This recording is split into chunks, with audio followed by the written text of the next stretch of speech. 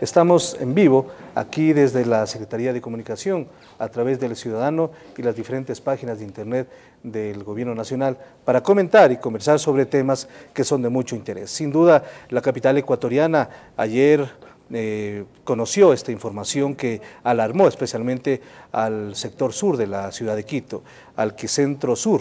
Varios delincuentes trataron, o más bien asaltar, una unidad de Tepcol para sustraer el dinero. Quisiéramos conocer ya más de cerca en cuanto tiene que ver a las investigaciones de última hora, y para ello el ministro del Interior, para hablar de este y otros temas, se encuentra con nosotros en vivo. Como siempre, bienvenido, ministro, y coméntenos acerca de este asalto al blindado y que hubo lamentablemente una persona fallecida. Muchas gracias, Marco Antonio. Sí, efectivamente, el día de ayer en horas de la tarde, al final de la tarde, un asalto en realidad de connotaciones críticas que se dio en un centro comercial al sur de nuestra capital. Interceptaron a un vehículo blindado de una compañía de seguridad de transporte de valores, e incluso dentro del propio centro comercial procedieron a realizar un asalto de esta unidad. Luego de esto, claro, quedaron los guardias de seguridad, repelieron con sus armas a los delincuentes, pero al mismo tiempo algunas transeúntes del centro comercial también fueron heridas.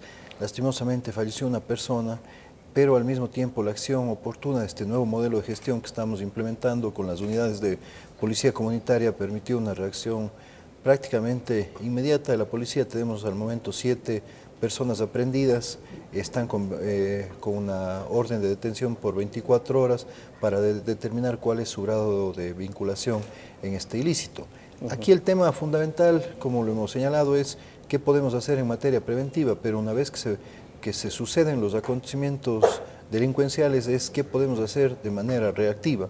Y la policía ha actuado en este caso. Ahora lo que estamos obviamente llevando a cabo es un operativo en toda la zona que nos permita dar también con el paradero del resto de los integrantes de la banda y también con el botín que se llevaron, ¿no? Ahora, estamos hablando, para que ustedes vean la dimensión del operativo, ¿quiénes participaron? La policía, más o menos 100 policías, 21 motorizados, un poco para que se vea la magnitud de este hecho frente a diversas personas que asaltaron. Al menos 7 personas están capturadas, 7 heridos y un fallecido. Sí, no, pero lo importante, vuelvo a reiterar, Marco Antonio, aquí el tema es cómo actuamos con las unidades de policía comunitaria. Estas unidades de policía comunitaria se unieron también miembros... Se dio la alarma, inmediatamente se comunicó UPC y se armó el operativo. Se armó el operativo, ¿no es cierto?, de cierre y control de vías, ya con las unidades desconcentradas a lo largo y ancho de todas las ciudades, y específicamente en este caso en el sur de Quito, pero al mismo tiempo llegaron las unidades de apoyo a la policía urbana, a la policía comunitaria, que son el GIR y el GOE. En este momento estamos haciendo un trabajo importante de inteligencia que aspiramos nos dé resultados en las próximas horas. Es decir, pese a que 7 personas están detenidas, hubo muchas más que participaron en este asalto. Nosotros presumimos que sí, presumimos que todavía la banda no está totalmente desarticulada, y lo fundamental para nosotros, como ya lo hemos señalado, es desarticular la banda, ¿no?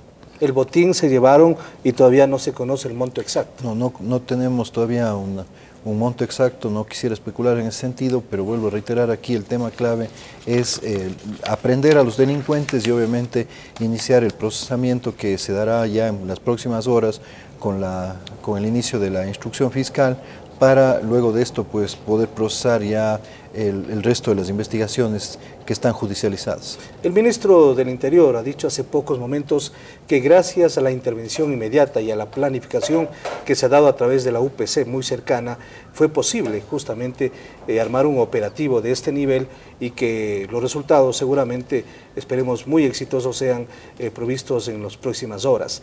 Pero conozcamos más un poco de las UPC, estos proyectos, estas realidades que ya está llevando adelante el Gobierno Nacional y que el ministro nos va a comentar, porque no solamente van a estar ubicadas en las principales y en las grandes ciudades, sino en todo el país, con la finalidad de que la ciudadanía no se sienta desprovista en este tipo, abandonada en este tipo de circunstancias que suceden en el país.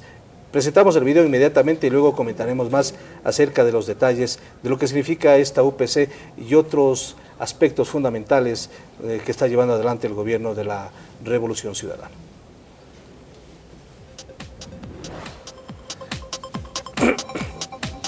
¿A qué distancia estaba esta UPC? Durante muchos años los gobiernos de turno mantuvieron desatendida a la Policía Nacional. Las condiciones de trabajo inhumanas con las que se ha venido desenvolviendo este grupo de valerosos hombres y mujeres al servicio de la comunidad evidencian la falta de inversión en la institución. Atendiendo a las necesidades de la comunidad y la Policía Nacional, el gobierno de la Revolución Ciudadana, por medio del Ministerio del Interior, ha decidido invertir alrededor de $200 millones que serán en beneficio de la institución y la ciudadanía, para contar con una policía eficiente en el cumplimiento de su deber. Esta inversión será destinada al proyecto Desconcentración de los Servicios de Seguridad en Circuitos y Distritos, donde se sectoriza las ciudades en distritos, para dividirlos en circuitos y a su vez estos dividirlos en subcircuitos, en los que se ubicarán las unidades de Policía Comunitaria, UPC.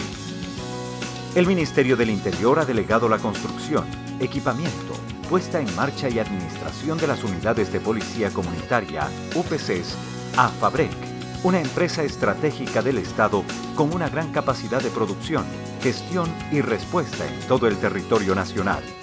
El compromiso de Fabrec con el desarrollo del Ecuador permitirá implementar 17 unidades de policía comunitaria en el puerto principal y 425 UPCs a nivel nacional durante 2012. El Ministerio del Interior continuará la lucha contra la delincuencia para garantizar seguridad inmediata a toda la ciudadanía. Fabrec se integró a este desafío para ser parte de la solución en los nuevos procesos de cambio social del país.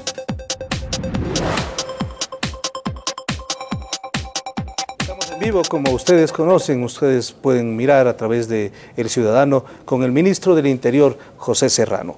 Justamente estamos hablando de la UPC, Unidad de Policía Comunitaria. Son varias las que existen en el país y esta infraestructura ha sido posible montar un operativo inmediato para que este asalto que sucedió ayer en la capital ecuatoriana pueda ser reprimido inmediatamente por los policías. Pero, ¿cuál es la radiografía en cuanto a las UPC en el país? Algo que no existía hace algunos años. Sí, bueno, en primer lugar, la vida real no nos deja mentir. Los ciudadanos y ciudadanas de nuestro país conocen la situación en la que se encontraba nuestra Policía Nacional. Una policía que, más allá de los elementos de dotación como armas, chalecos, antibalas, los propios uniformes, simplemente que no se les había dado durante décadas, pero al mismo tiempo pasaban por un gravísimo problema en cuanto a infraestructura. Infraestructura no solamente para su habitabilidad, sino también para los servicios a la ciudadanía. Estamos hablando de estas pequeñas unidades que se habían creado como PAIs, puestos de auxilio inmediato, ¿no es cierto? Que eran abandonados inmediatamente. No solo abandonados, sino en realidad hechos dentro de una lógica de pensar siempre en el pésimo servicio o tratando al servicio de la policía como en la última rueda del coche frente a los ciudadanos. Siempre, incluso los propios PAIs se habían convertido en espacios en donde eran tan desagradables que porque se habían improvisado calabozos en algunas habitaciones de los propios policías, pues simplemente los ciudadanos nunca los visitaban. No había luz, no había agua, etc. ¿no? O sea, ¿y en qué se ha diferenciado ahora? ¿Cuál es la notable? Lo que hemos establecido es un cambio sustancial en el modelo de gestión. Es decir, no solamente estamos hablando aquí de infraestructura, de dotación de policías, de vehículos, de patrulleros, de sistemas tecnológicos, sino de un nuevo modelo de gestión. El modelo de gestión está basado en un sistema desconcentrado. Hemos dividido al país en los distritos y circuitos que determinan SEMPLADES, pero nosotros hemos dado un paso más por las necesidades propias de seguridad ciudadana y hemos dividido a esos circuitos en subcircuitos. Ya. Los subcircuitos son espacios territoriales en los que habitan... Hay dos elementos para un poco que nos grafiquen también. El uno es el distrito ideal, ¿no? Exactamente. Y el otro es el circuito ideal. Exactamente. Expliquemos primero el distrito ideal, no sé si podemos justamente mostrar allí, tenemos en la pantalla. Sí, ahí claramente se ve el distrito, ¿no es cierto? El país está dividido más o menos en 140 distritos a nivel nacional. Esos 140 distritos pues podemos ver aquí cómo van a estar servicios del Ministerio del Interior, con la policía, del Ministerio de Inclusión Económica y Social, ¿no es cierto?, donde vamos a tener centros de protección a menores, pero también vamos a tener centros de atención y promoción social, el Ministerio de Educación con unidades de educación, específicamente escuelas del milenio, que van a estar en estos centros, en los distritos, el Ministerio de Salud Público con puestos de salud y también con centros de salud en otras características. Y finalmente el Ministerio de Justicia y Derechos Humanos con los centros de rehabilitación social o con los CDPs, los centros de detención provisional. Es decir, es un compendio del apoyo de diferentes instituciones del Estado para tener una circunstancia ideal para el ciudadano. Claro, pero racionalizando y equilibrando también y desconcentrando adecuadamente todos los servicios. No podía ser posible, por ejemplo, que hayan ciudades, no vamos a hablar ni siquiera de provincias, porque ahí la simetría es mayor, pero sí ciudades en las que podían existir 4 o 5 centros de detención provisional y en los cuales también podía existir 30, 50, 100, 200, 500 PAIs, ¿no es cierto?, puestos de auxilio inmediato, en donde simplemente teníamos un policía sin una motocicleta o 2 policías sin un patrullero. Entonces, esta distribución lo que nos permite es racionalizar el servicio, un modelo de gestión en el cual siempre vamos a contar, en el caso de seguridad ciudadana, en cada unidad de policía comunitaria, con 16 policías, pero en los distritos vamos a tener, en cambio, de acuerdo a su categorización, pueden ser A, B o C, las unidades de vigilancia comunitaria. En las unidades de vigilancia comunitaria también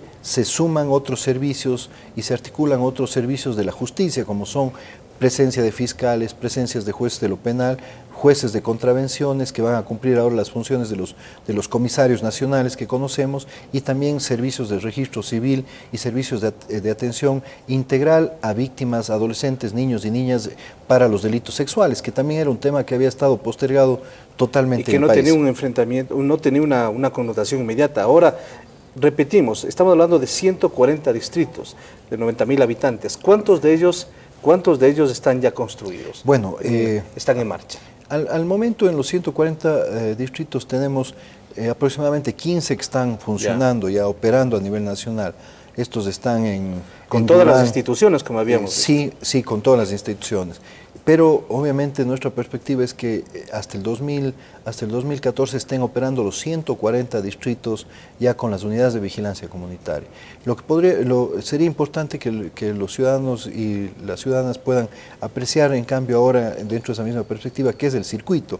Correcto. Vamos a mirar entonces el circuito. Sí, porque los distritos pueden contener varios circuitos, ¿no? Y aquí podemos ver específicamente, en cambio, cómo ya... Este es el distrito. Como vemos, en el distrito están más o menos 90.000 habitantes. Yeah. En el tema de circuitos tenemos 1.134 circuitos.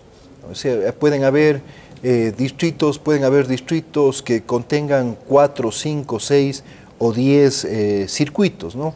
Y estos circuitos, en cambio, van a tener también servicios también aterrizados a territorio, que van a ser unidades más pequeñas, pero también con servicios, en el caso del Ministerio del Interior, lo que hemos denominado las unidades de policía comunitaria. Las unidades de policía comunitaria, pero vemos también que van a haber servicios de inclusión del Ministerio de Inclusión Económica y Social, del Ministerio de Educación y del Ministerio de Salud.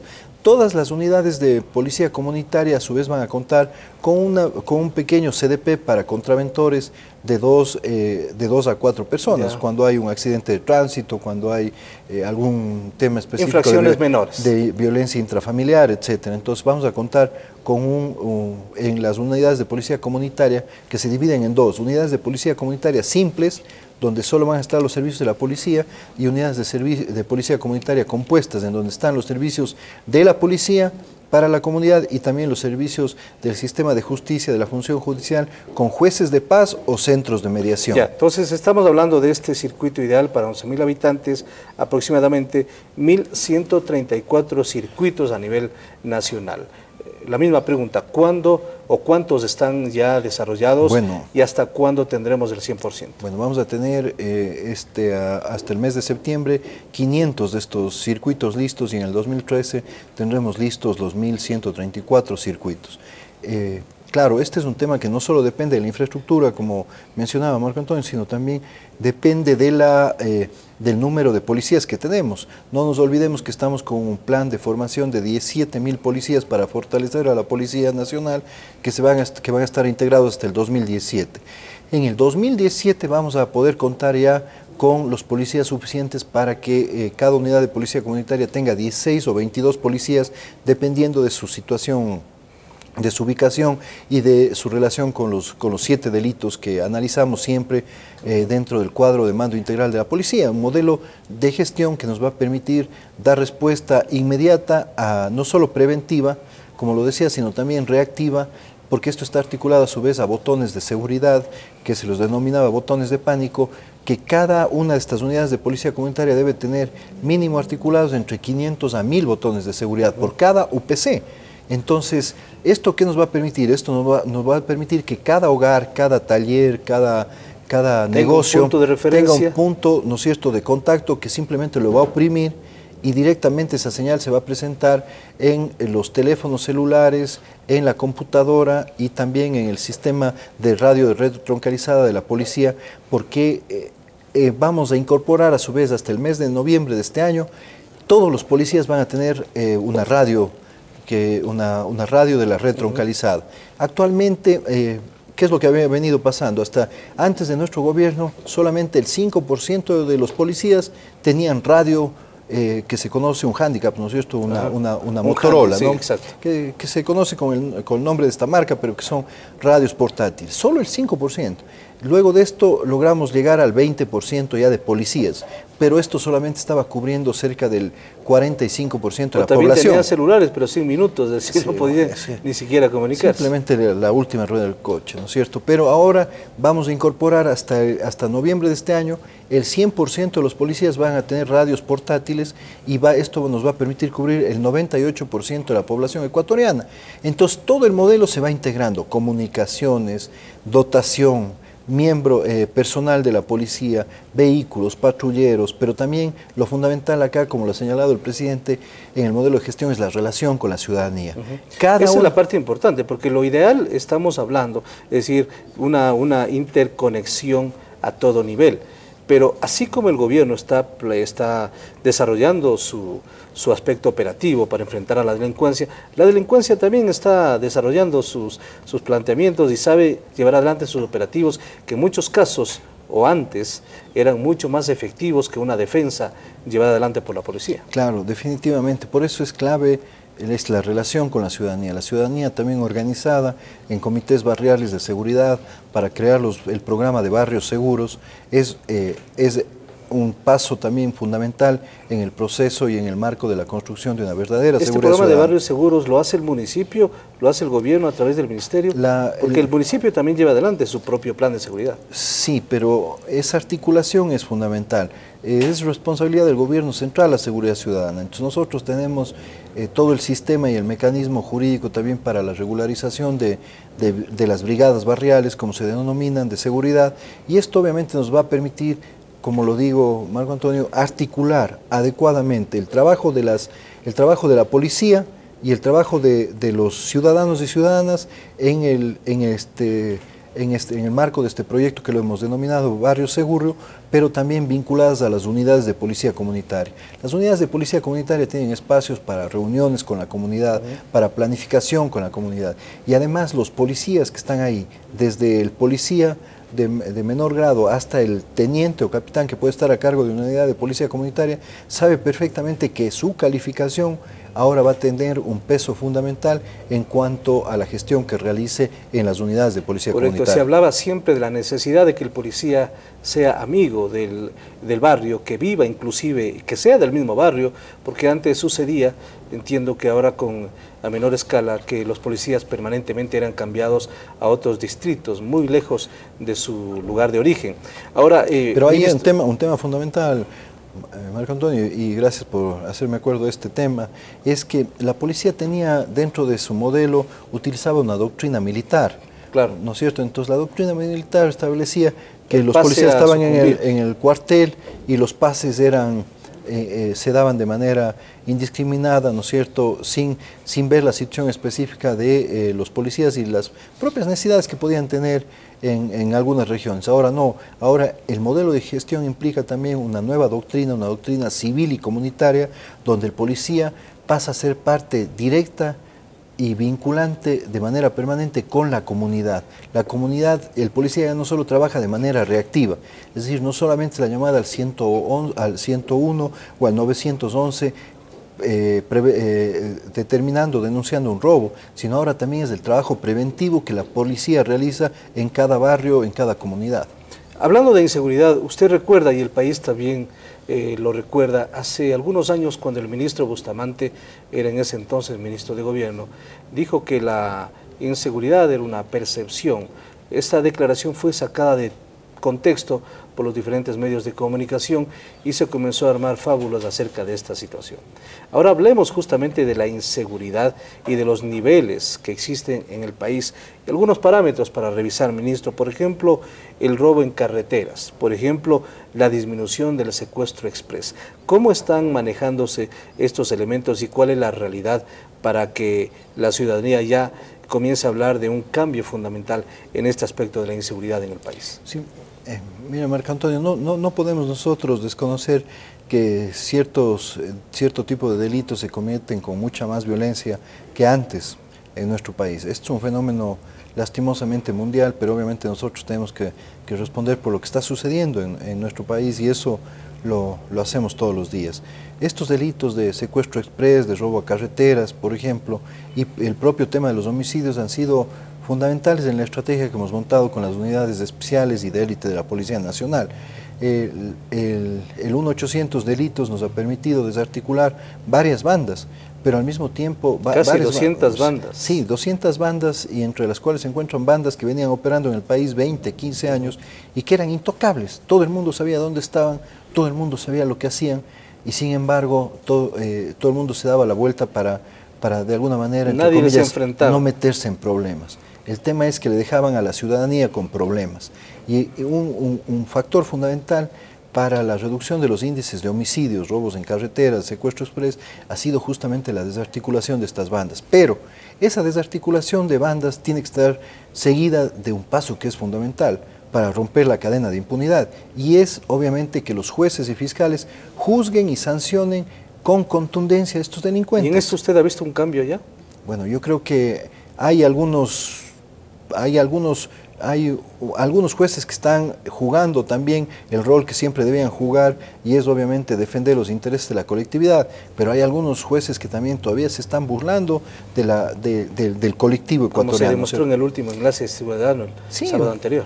No puede ser posible que en parecerían que son casos aislados, pero no es así, es una cadena también de corrupción que se ha venido dando en el país, pero que definitivamente tiene que transformarse. No hay cómo tener ninguna tolerancia con los jueces que se portan timoratos, ya sea por corrupción o por cualquier otra situación, y no aplican la ley como la deben aplicar. A propósito, en este marco también entra la campaña de los más buscados. ¿Cuál ha sido el resultado efectivo?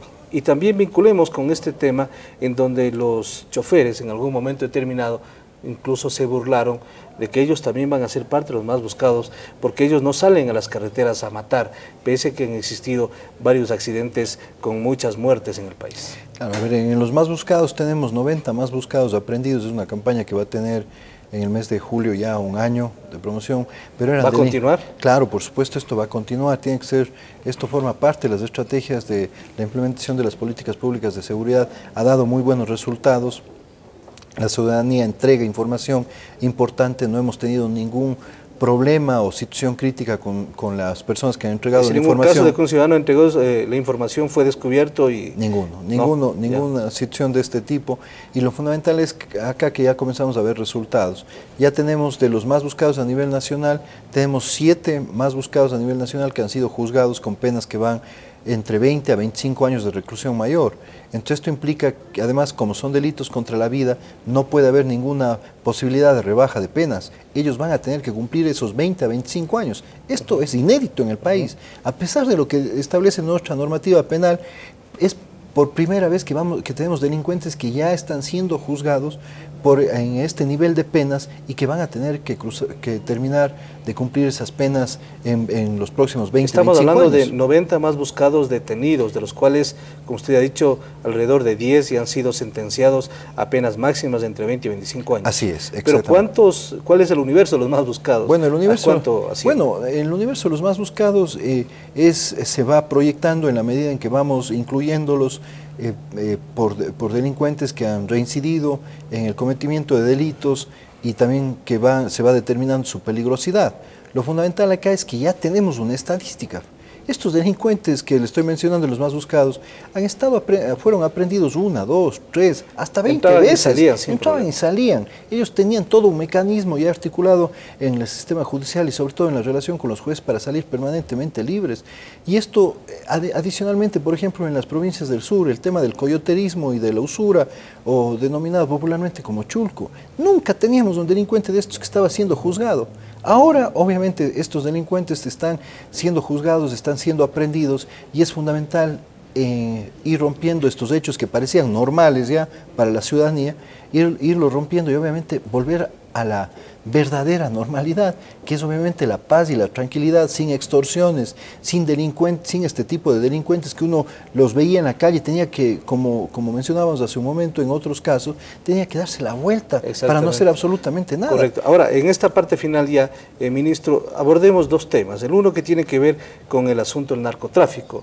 En los diferentes medios de comunicación se habla de que prácticamente el país está indefenso, de que no existen controles, de que una vez que salió la base de Manta del Ecuador, ya la circunstancia se le fue de las manos al Estado ecuatoriano. ¿Cuál es la realidad en cuanto al trabajo de la Policía Nacional, a la incautación de diferentes kilos de droga? ¿Cómo ha cambiado la realidad una vez que salió la base de Manta y lo que sucede en este momento? Mire, esas son las falacias que las empresas privadas de comunicación o empresas de comunicación con fines de lucro absolutos, ¿no es cierto?, han tratado de distorsionar de manera permanente en cuanto a la información en esta materia, sin mirar ninguna responsabilidad o situación compleja en la que le pueden poner al país y a los ciudadanos y a las ciudadanas. ¿Qué es lo que sucede desde inicios de la década de los 2000 con el tema de incauciones de droga? El año en el que menor incaución de drogas hay es justamente los 2 años en los que está de presidente el señor Lucio Gutiérrez, ¿no es cierto? Allá había base de Manta, entre paréntesis, porque es importante señalar. Estas incautaciones van en el orden de un promedio de 16 toneladas de droga, pero siempre el trabajo que se venía haciendo para incautaciones era de esta dependencia de generar nuestros planes y acciones y estrategias de nuestra Policía Nacional en cuanto a los beneficios de la droga que podía ser importada, que podía ser exportada o que podía salir hacia Estados Unidos en concreto. Pero nosotros no teníamos una política que nos permita ver y dimensionar también cuál es el problema de las drogas en nuestro país y las incautaciones y el trabajo que teníamos que hacer con el microtráfico. Hay un informe que es contundente de Naciones Unidas, si me permite, Marco Antonio, que yo creo que es importante señalarlo.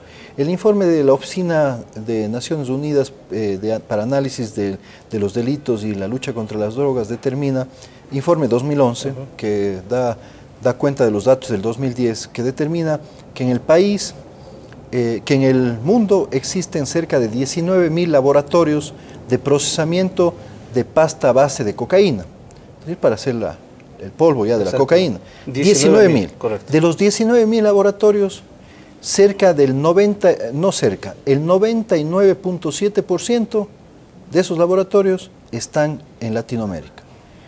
Del 99.7% de esos laboratorios, solamente 13 están en el Ecuador.